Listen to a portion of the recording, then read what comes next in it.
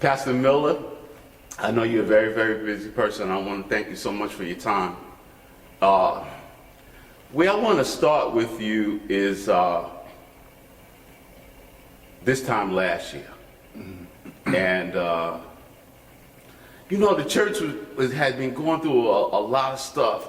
In fact, I remember in the latter part of 2019, like for instance, like there were like a lot of deaths, if you remember. You were doing a lot of funerals. Right. And then leading up until like this time last year, this time in March of 2020, it was right after your anniversary, and like the pandemic really hit. And what was your pastoral experience like when everything just shut down? Yeah. I think the first word that comes to mind, not only spiritually, but in a very real sense, physically, I was overwhelmed. Yeah. Just to hear the news of so many frequent deaths, and in the ministry, we react to death just like any other human being. You talk to somebody in your office one day, and then a few days later, they're no longer here, which was happened on so many occasions. It overwhelmed me emotionally and physically, and it was to the point where I was somewhat disappointed in myself, because on one hand, I had to take care of myself, but on the other hand, I couldn't do everything that I thought I should be doing in the midst of that pandemic. But it was just so much. And mind you, as we've said in sermons since then, we've never seen a phenomenon like this in our lifetime.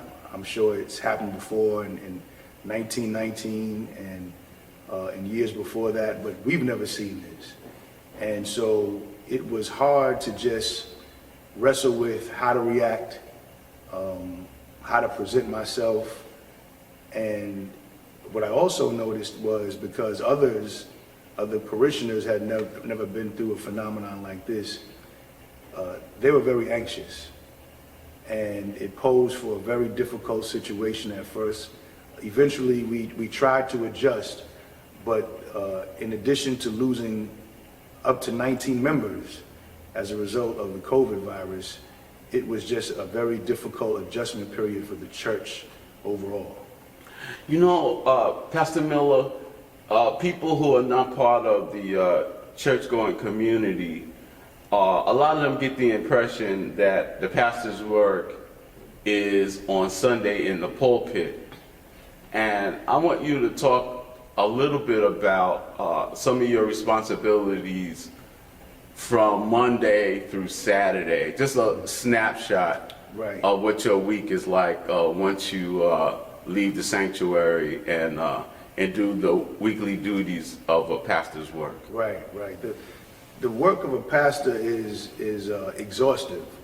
Whatever I would say to anyone who's contemplating getting involved with ministry, your calling demands all of your talents, all of your gifts, not just preaching. So a lot of what we do, or what we try to do, is administrative.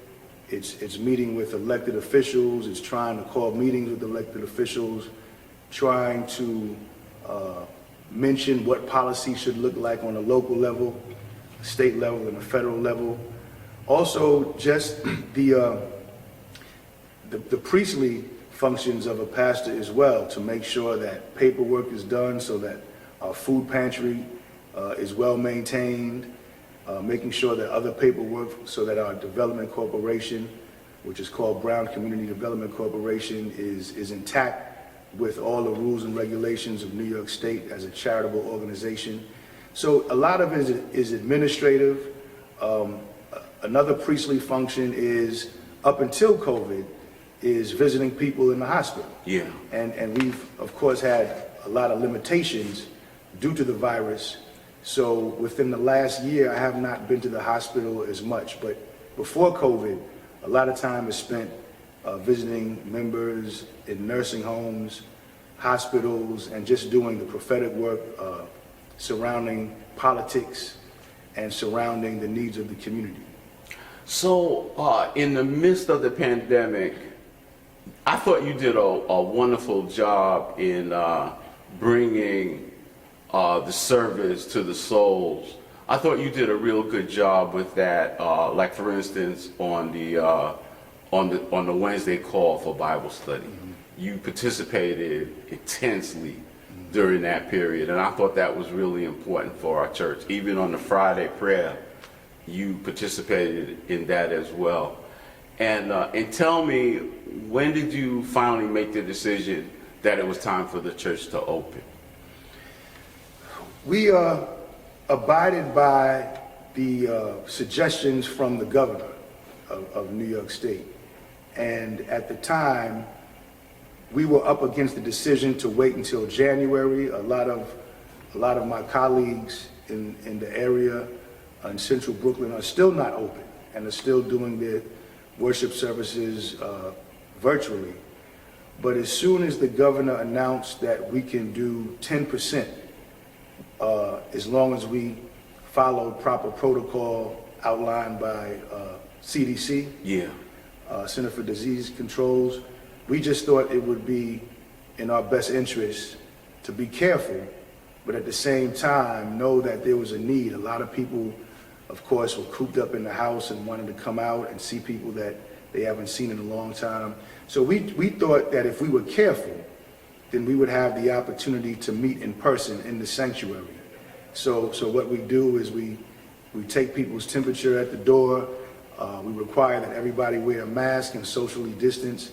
So as of now, the governor has outlined up to 40 to 50%, which gives us the ability to bring more people into the church. Our sanctuary holds between 11 and 1,200. So 10% meant that we can look at on a Sunday morning 120 people. Yeah. Now, I know I don't want to take up too much of your time, but it's fine. I just want to take you back to the young man who, not far from here, was a young high school basketball player. And tell me a little bit about that experience, being a young man growing up in Brooklyn. What was your experiences like growing up and being a high school basketball player? Talk a little bit about that experience. It was a lot of fun. I mean, I long for those days, which I'll never capture again, but it was a lot of fun just building and maintaining friendships. And one of the blessings is that a lot of the friends that I had in high school, a lot of us still keep in touch with each other. A few are members of the church, and basketball was something that I was and still have a passion for. Yeah. And playing for Bishop Loughlin High School was an honor.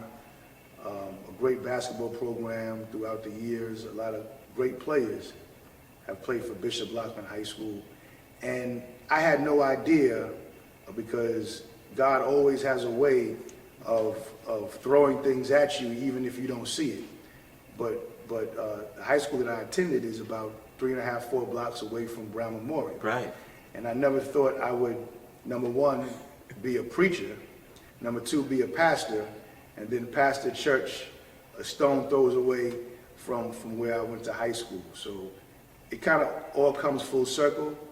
And although Brooklyn was a place where they describe now as the bad old days, and of course you had to know where to go and know what not to go. Exactly. You had to be careful, but it was a lot of fun. But one thing that I've noticed now is that there still is crime in Brooklyn, of course, but something seems different. Something seems different. Of course, crime is crime and violence is violence, but there seems to be an absence of somewhat of a code. Things that happen in the street now just happen so indiscriminately and so random. And I think that is contributed by an increase in mental illness. Yeah, I agree with you. And I think that we're seeing it right before our eyes being played out in the city. And especially with the virus, that has exacerbated whatever problems people have beforehand. So, but it was a blessing for me to be in this area in high school. One of the major highlights of my ministry is getting in contact with old teammates and old classmates who are either entering into the ministry or are opening and starting their own not-for-profits.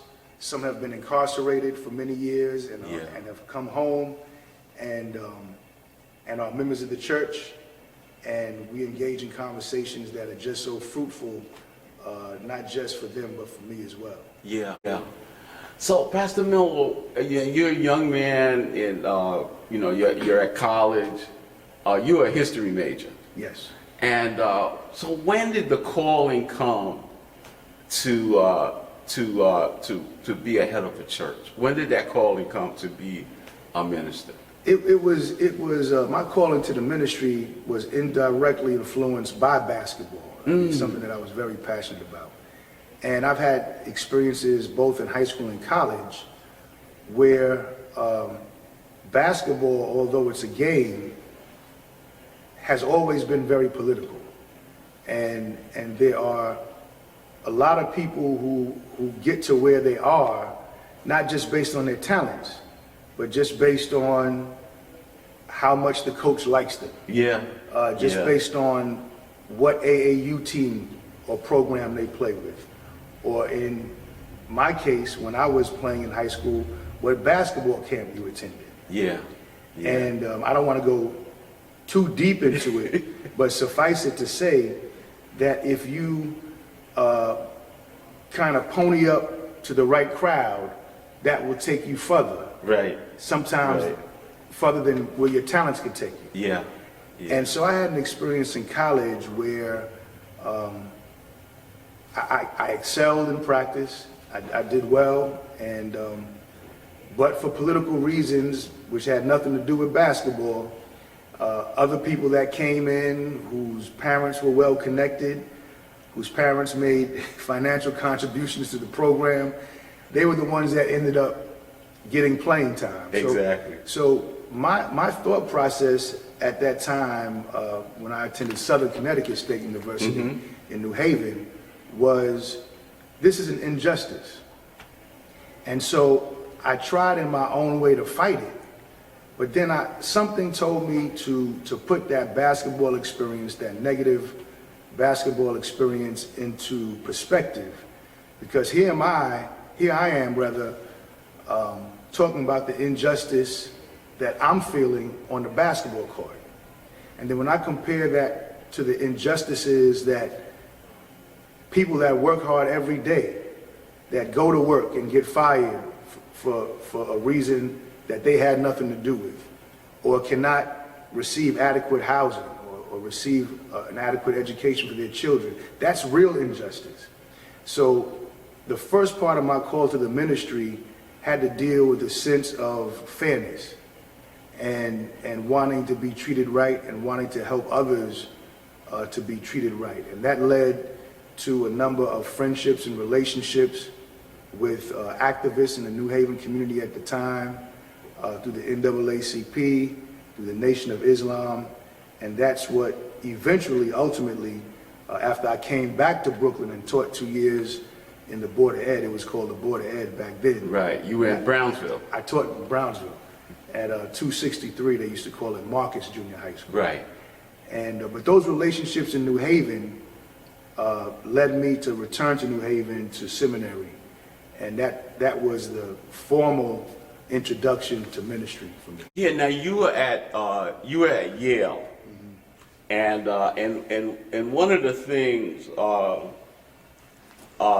that one of the courses at Yale that you took was in what they call Homolytics. Homolytics. Am I pronouncing that correct? Yes, homiletics. And I thought that was pretty interesting because yesterday at your 20th anniversary service, I think it was Attorney General Letitia James who called you the hip hop preacher. But in my view, I see you more as a jazz preacher. And when I think of the courses like Homolytics, to me that's the course in like how like the science of music, the science of music, like the science of preaching, and how you bring the different scriptures and how you're going to present that to your congregation. But to me, that's the learning basic music thing. But there's this other thing called improvisation, and I think the improvisation side of the way you preach, your improvisation, I think, where did that come from? That thing where you hit all the right notes for every occasion.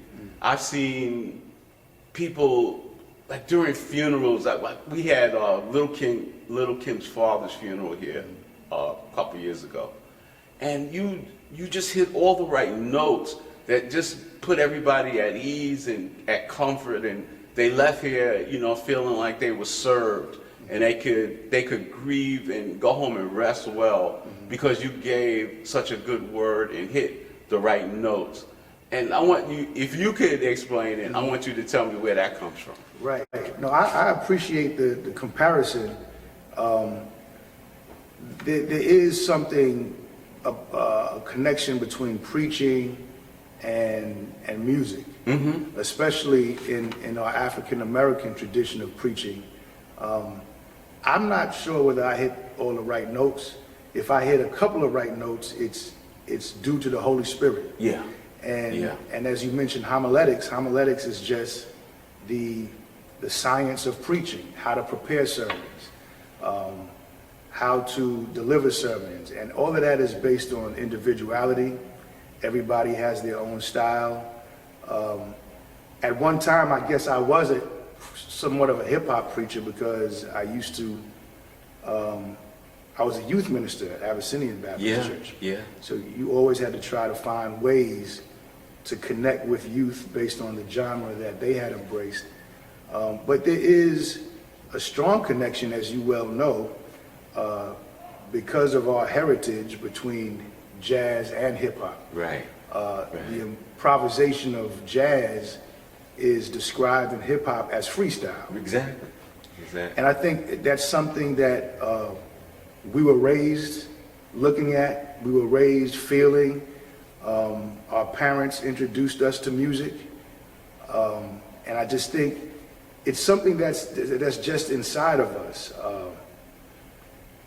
Hitting the right notes, I believe, comes from a certain level and degree of preparation. When you talk about great jazz artists, they just don't, we think they're winging it, but they've practiced the notes. Absolutely. They've practiced the notes, and not only have they practiced and are able to hit all notes when they practice, they're able to get in key. And they know that when that change happens, they know what scale to go to. Exactly. And I think that's when you combine that notion and idea with preaching, it comes with a degree of preparation. You're always trying to develop a sermon, even when I'm driving, even when I'm walking down the street. I always try to make a connection with the God idea in our lives. For example, I was watching the news the other day, and amusement parks are now opening. Yeah. And they're saying that people that go to amusement parks can get on roller coaster rides. Right. But the provision is, if you get on a roller coaster ride, you can't make noise. Now, to me, that's a sermon. Exactly. Because life is somewhat of a roller coaster ride. There are highs and lows. That's right. And how do you get on a roller coaster without screaming? Exactly. How do you experience the highs in your life, the blessings in your life, without opening your mouth and giving God some praise? Absolutely. So, you're trained to always to look out for that entree Exactly. into the Exactly. Word of God and what we think God is trying to convey to us on a day-to-day basis. Yeah. So, Pastor Miller, on that note, I'm going to stop you right there, and I want to go to part two. I just want to take a few minutes of your Okay, time, sure. and we'll go to part two. Sure.